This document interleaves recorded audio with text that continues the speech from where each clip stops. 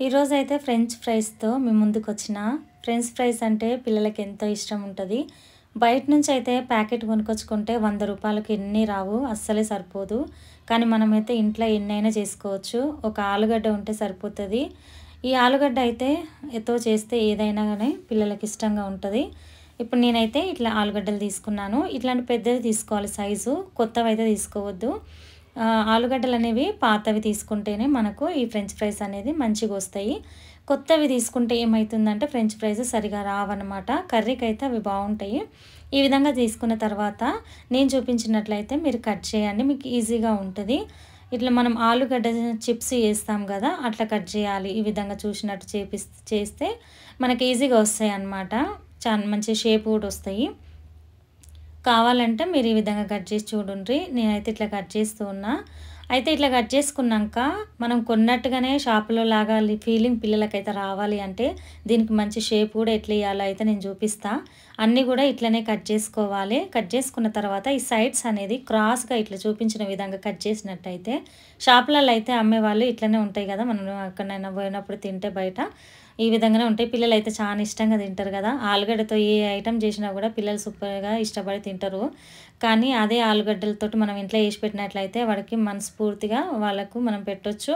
ఎన్ని తిన్నా కూడా వాళ్ళకు ఇయ్యొచ్చు. బయట అయితే కొన్నే వస్తాయి.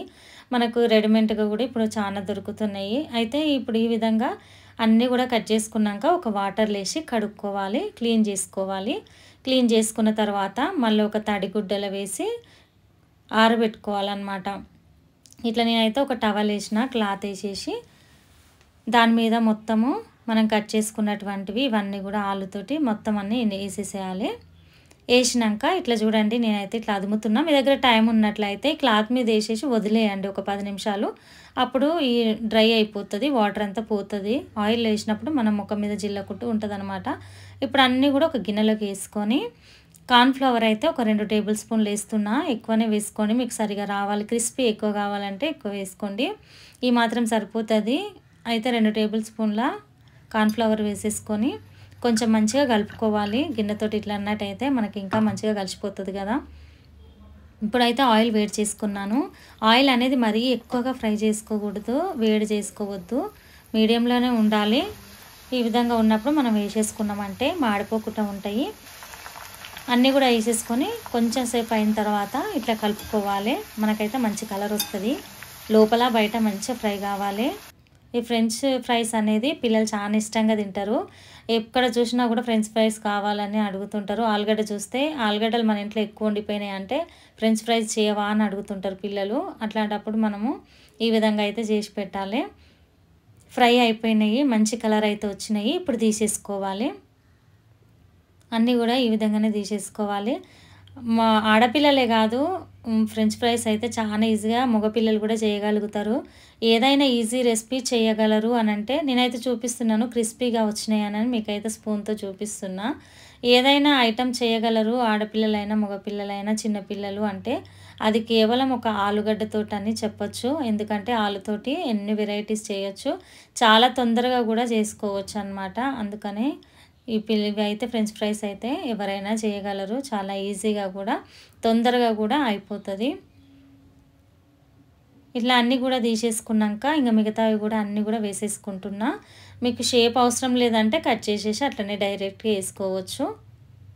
ఇప్పుడు కూడా చూపిస్తున్నాను అనమాట. చాలా క్రిస్పీగా వచ్చినాయి నాకైతే. మీకు కూడా ఇట్లనే క్రిస్పీగా రావాలి అనంటే ఫ్రై అయితే మంచిగా వేసుకోవాలి. ఫ్రై సరిగా కాలేదంటే మనకు క్రిస్పీనెస్ అనేది ఉండదు. లోపల పచ్చిగానే ఉంటది. అన్నీ కూడా వేసేసుకొని తీసేసుకోవాలి. ఇప్పుడైతే ఒక గిన్నెలోకి వేసుకున్న ఫ్రై అయినాయి అన్నీ. ఇప్పుడు కొంచెము కారం వేసుకోవాలి. కొంచెం వేడిగానే ఉన్నప్పుడే మనం మసాలా వేసుకున్నామంటే మనకు మసాలా అనేది ఫ్రెంచ్ ఫ్రైకి మంచిగా పడుతుందనమాట. కొంచెం సాల్ట్ వేసుకోవాలి. కారము, సాల్ట్ వేసుకొని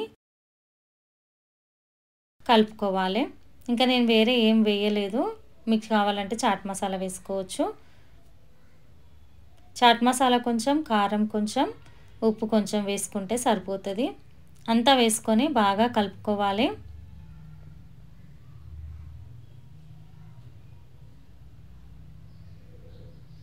మనకైతే చూస్తూ ఉంటే సేమ్ కొన్న వాటి లాగానే అనిపిస్తున్నాయి కదా, పిల్లలకు కూడా మంచిగా అదే ఫీలింగ్ వస్తుంది. ఈ విధంగా అయితే గిన్నెతోటి ఇట్లా ఎగిరేస్తే ఇంకా మంచిగా కలుస్తుంది. కారం అయితే కింద ఉండిపోయింది.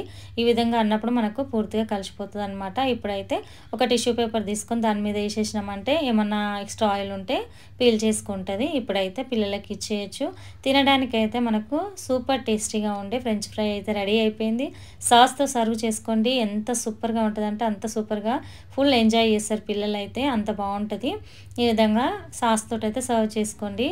సబ్స్క్రైబ్ చేయండి, లైక్ చేయండి, షేర్ చేయండి. ఎవరైతే నా ఛానల్ ఫస్ట్ టైం చూస్తుండ్రో బెల్ ఐకాన్ కూడా ప్రెస్ చేయండి. Thank you friends.